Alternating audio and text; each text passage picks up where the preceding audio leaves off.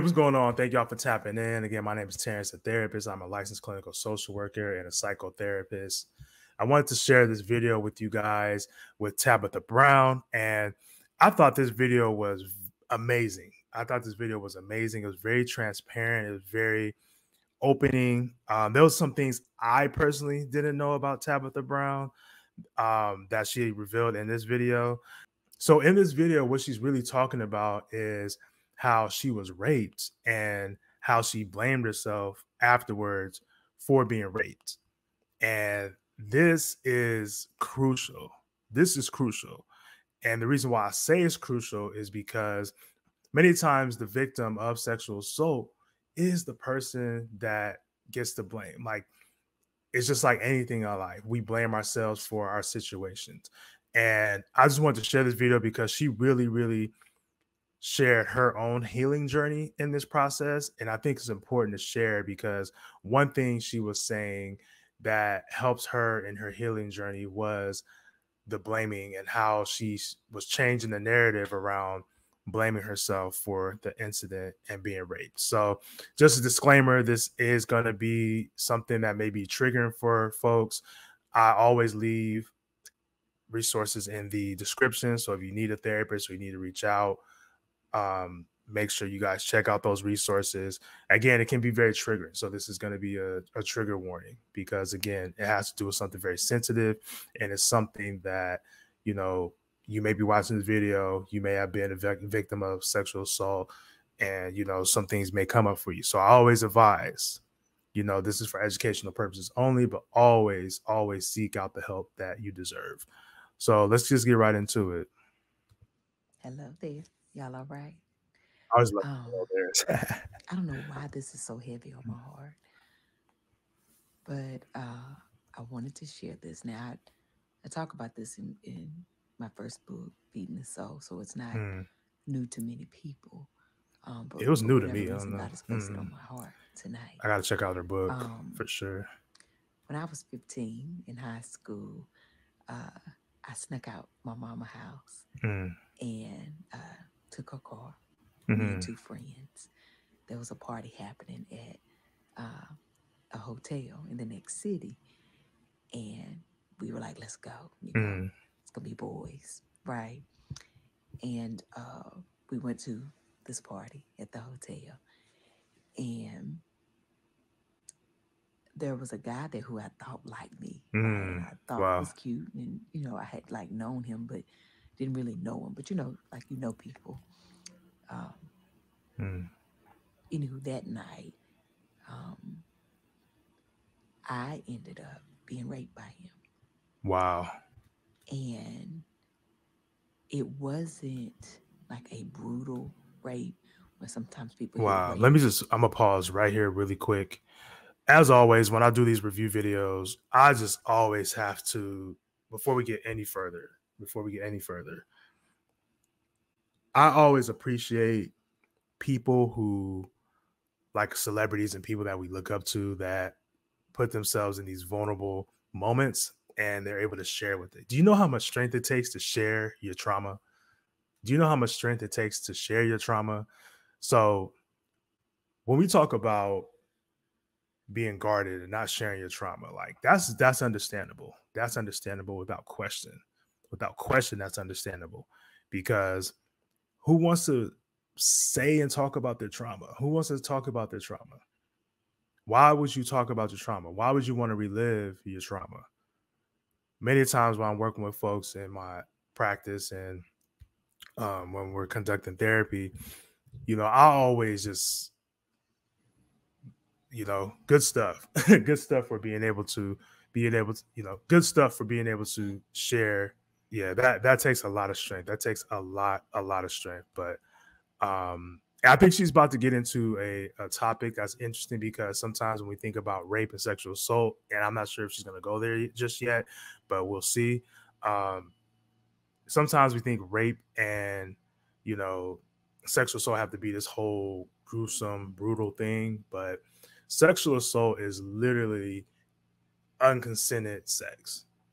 If you don't want to have sex with somebody and they end up forcing themselves on you, that's rape. That's sexual assault. even for men, you know, it's interesting because, and I'll probably get into this a little bit later, because a lot of men, we don't acknowledge that we've been sexually assaulted, especially when it comes to older women. There's hella men that I talk to that was 7 years old having sex with a 21-year-old. There's hella men that I talk to that have sex at the age of 7 with a 21-year-old. Let that sink in. We're going to keep watching the video. They think that it has to be one way. It simply means I said no and he wouldn't stop, right? But for years, I blamed myself because I had snuck out my mama's house.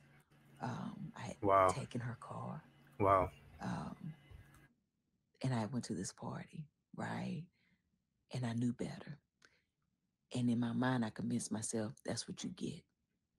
You deserve that. Like that was your punishment for sneaking out the house. Let's pause real quick.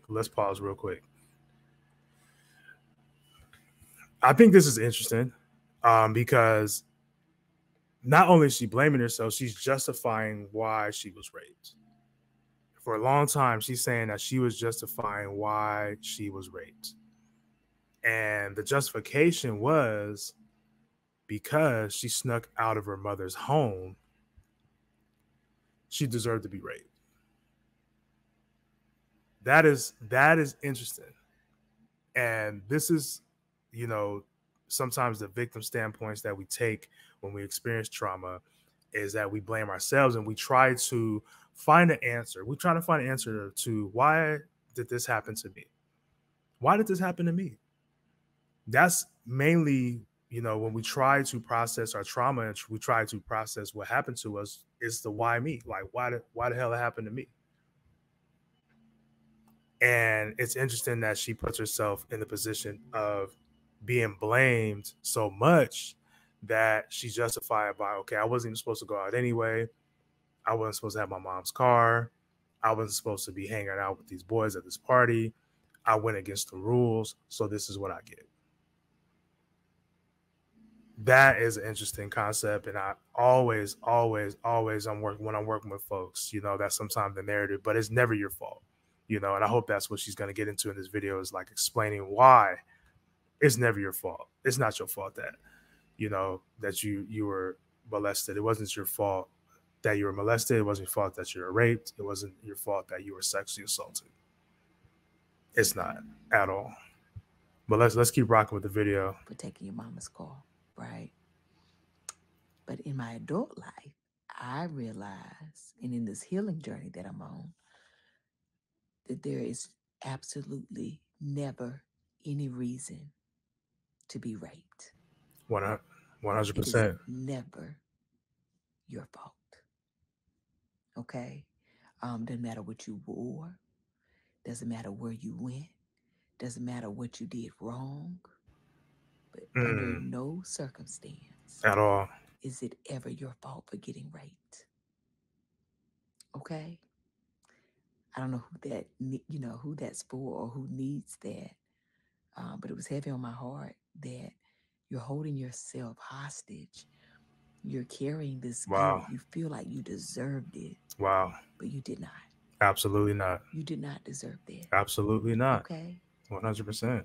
No one deserves to be raped. 100%. All right? I'm going to pause this real quick here. Yeah, I saw a podcast, and I don't know if it's one of those podcasts that, you know, how men be like talking all this crap about women, which is kind of weird to me. But I saw this podcast, and this guy was explaining how, you know, if you wear certain things, you're going to attract creeps, you know, you're going to attract men. And like, you know, if you get, you know, if you're sexually assaulted or the man slaps your ass, then that's your fault because this is what you're advertising. Now, I will say there are some crazy people there. There are certain things that may attract certain men. And we're talking about men, but also, again, like men could wear stuff, you know, little hoochie daddy shorts, and a woman could grab a man's penis. You know, I always don't exclude sexual assault just like the man being a predator, because women could be predators as well too. That's just the facts. Now the frequency of it, you know, we don't know too much because a lot of men don't report when they're sexually assaulted by women because it's seen as a little bit more of a acceptable culture for a woman to sexually assault a man. So going back to my point, you know, it's never anyone's fault for wearing something and justifying that that's why they got sexually assaulted. Some people say, hey, it's your fault because you was wearing X, Y, and Z. And in reality, it's not your fault because you wore something and why you got raped or sexually assaulted. You know what I mean? Some people say, oh, that's advertising or that's X, Y, and Z. It's like, nah, you know what I mean? That person should have not ever done that. Point blank, period. That person should have not ever done that. You're not asking for it by dressing a certain way.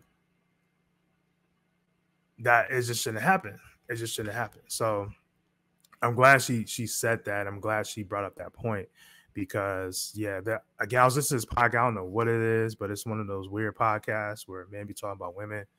But yeah, I thought that was interesting. That was most definitely interesting. But let's watch the last minute video and see what's good with it. Anywho, that's it. The other part of that is that I kept it a secret for a very long time. It's hard to talk about that. 5 years ago, nobody knew. Only the 2 friends who were with me that night. And I kept it a secret for a very long time. But God gave me a word 5 years ago. And he told me my secrets were making me sick. And so I had to release it. Wow. And so I say to you, if you've been holding it in for so many different reasons, whether you think you were guilty or that you deserved it, embarrassment, shame, whatever the case may be, it's time to release it. Wow. Because your secret is making you sick. Powerful. It wasn't your fault. All right? Powerful. Okay. Man, I love Auntie Tabitha, man. She hella dope. She's hella dope. Outside of her business ventures and all this other stuff, she just be hopping on TikTok or she hop on YouTube, Instagram, and be like, hello there. And she just gets right to it. I appreciate her openness. I appreciate her vulnerability. And again, that's the last part of this video. The last point I do want to make is it is very hard to talk about your traumas. Hella hard to talk about your traumas. And it's easier sometimes to keep it a secret. Most definitely easier to keep it a secret. Like, why would you want to talk about it? Like I was saying before, like, why would you want to talk about that? There's a lot of shame, a lot of guilt, a lot of question marks.